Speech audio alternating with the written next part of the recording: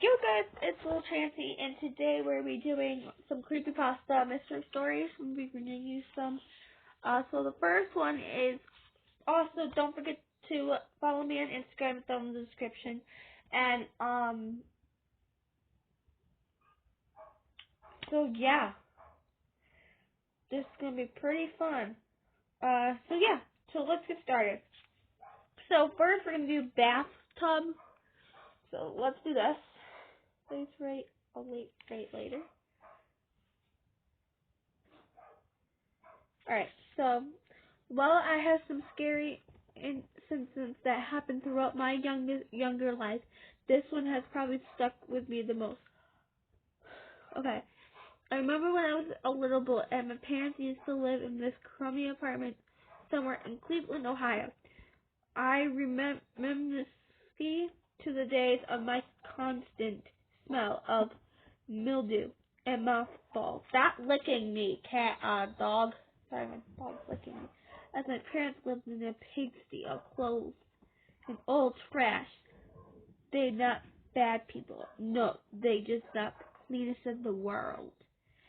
My parents' room had one TV, one bed, a near empty dresser, and the rest of the dresser's clothes scattered on the floor. They had just decent jobs.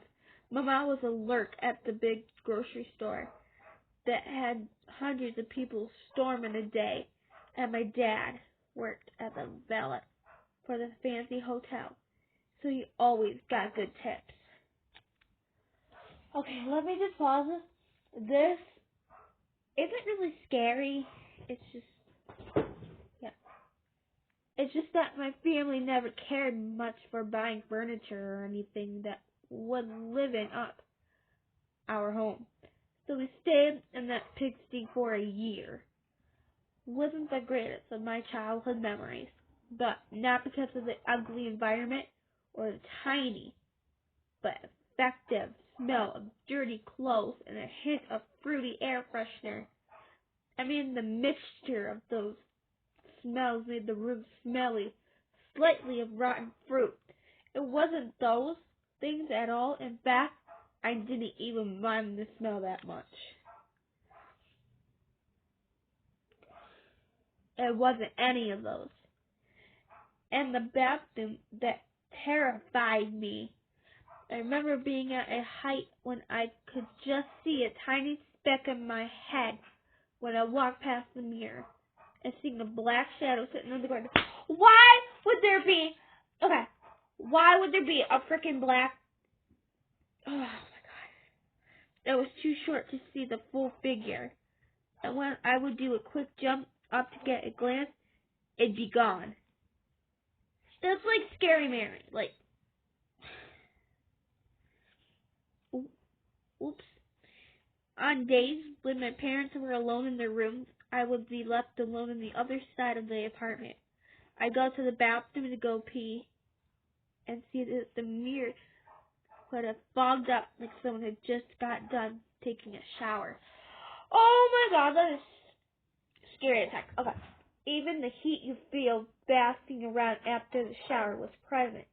But specifically, remember, my parents not even using the bathroom that day, as both of them were most likely napping after a long shift. I mean, even if they had used it, they didn't take showers in the evening.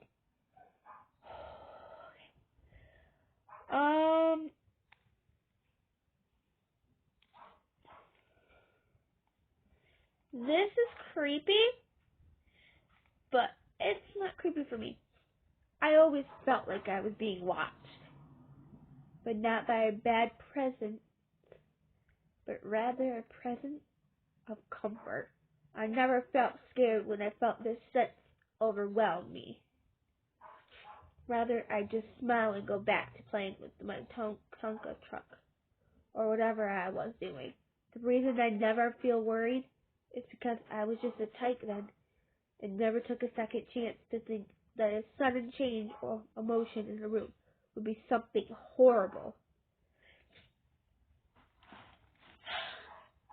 However, I had a feeling that warm presence wasn't the only one nested in our apartment. Sometimes I watch Looney Tunes in my room with my tiny little television and feel a cold chill go up my spine, and I feel like something wasn't right. When this feeling happened, I would usually run to my mom and dad and hang out with them instead, watching game shows and occasionally looking out their door, nervous, but I never saw anything suspicious. Last one, and then we'll do part 2. Then my parents had to do night shifts. When they were both working, I was dropped off at my aunt's till they returned.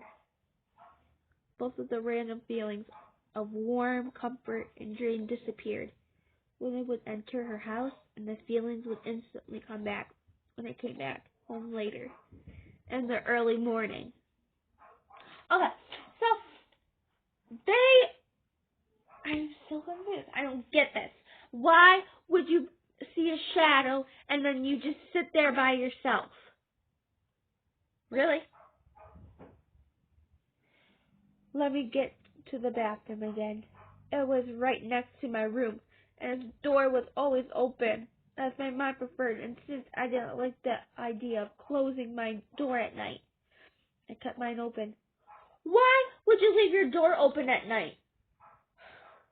So every night, I could hear everything that went on in there.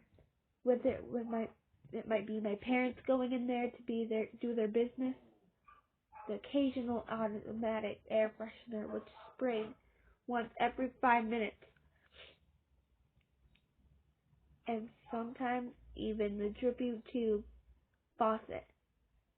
Those things were like white noise to me. Keep your eyes wide open. Each drop annoying you more and more until you couldn't take it anymore and would stop. But the sound smoothed me. Alright guys, we're gonna do part 2.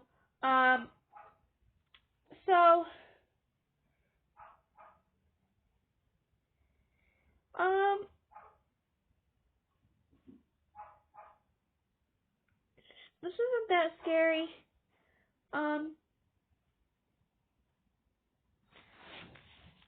I think I should keep going. I mean, I'm gonna keep going. One night, I was hearing the occasional spray and drips when my TV flipped on. I jumped out of my bed as I figured maybe I rolled on the remote in my sleep, and I turned it off. When I whirled around to walk to my bed, it turned on again. It wasn't showing any film either, just a static and white noise. I turned it off again and lied down. I woke up a few hours later in the early blue morning, and the TV was on again. A little creeped out now. I unplugged it and went into my parents to snuggle next to them. My mom opened one eye and her warm arm around my body, making me drift off into a loving sleep. The next day I told her the weird incident, and she shrugged it off by telling me it was an old TV and most likely did stuff on its own like that. She said next time, just unplug it again. I agreed. Okay. Strangely, the TV never had any more problems like that. But the next night, I remember hearing the faucet water drip like usual. But it was a higher speed this time, and it grew to annoy me instead of smooth. I got up, adjusted my pajamas, and walked into the bathroom. The light switch wouldn't work. I figured it must have burned out. However, the hall light provided a good enough glow inside the bathroom for me to see my way. I turned the faucet to the left, tightly slowing the drip was about to leave when I heard a short, destroyed giggle of a woman. I stopped dead in my tracks and whirled around. Nothing, I shrugged it off as my mom watched a funny show and laughed at it. Alright, so we're going to come back. Don't forget to comment and subscribe then. Can't talk today. Part 2 will be today. I will be finishing this book. It's very creepy for me, but yeah. Anyways, guys, I'm Lil Trancy. See you guys in the next video. Bye.